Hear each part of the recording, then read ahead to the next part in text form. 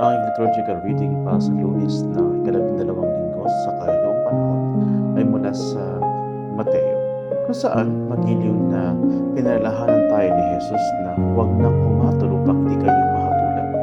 Para sa ating mga Legionary, ang mensaheng ito ay magandang kaugnayan sa Kabanata 39, Section 3 ng ating opisyal na handbook na naghihikayat sa atin na huwag kailanman hamakin ang sinuman o gampanan ang tungkol ng isang hukom habang naglilingkod sa iba. Hinihikayat tayo ng ating handbook na magpatibay ng mindset na nakikita ng lahat bilang maaaring makuha. Kapag bumibisita sa mga tahanan, dapat tayong magsikap na maging mga panaunin na nagdadala ng kapayapaan sa halip na inspektor ng naghahanap ng mga pagkakamali. Kaya sa pagpapakita natin ng mga individual sa mga tahanan, mga kulungan o kabilang na sa mga mercenaries, huminto tayo at isipin.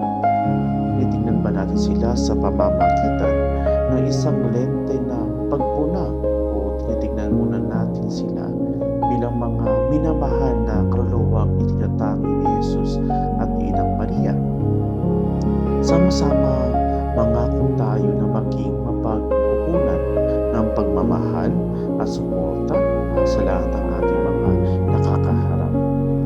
Ang aking kaluluwa ay niluluwalhati ang Panginoon. Ang aking espiritu ay nagagalak sa Diyos na aking tagapagligtas, sapagkat siya'y tumingin ng may palingap sa kanyang hamak na lingkod. Binabati kayong lahat ang isang mapagpalang linggo sa inaharap, aking mga kapwa-Leonaryo. Naway pagpalain ka ng Diyos sa tanging pamilya at ang lahat ng mga Leonaryo dyan. Ave Maria. Again, ulit, pagbati sa inyo lahat sa ika-12 linggo ng kailawang panahon. Mga Leonaryo, huwag mapagod, huwag mahapo, magpatuloy, huwag manghusga para hindi husgahan. Hindi ka Leonaryo kung mapanghusga.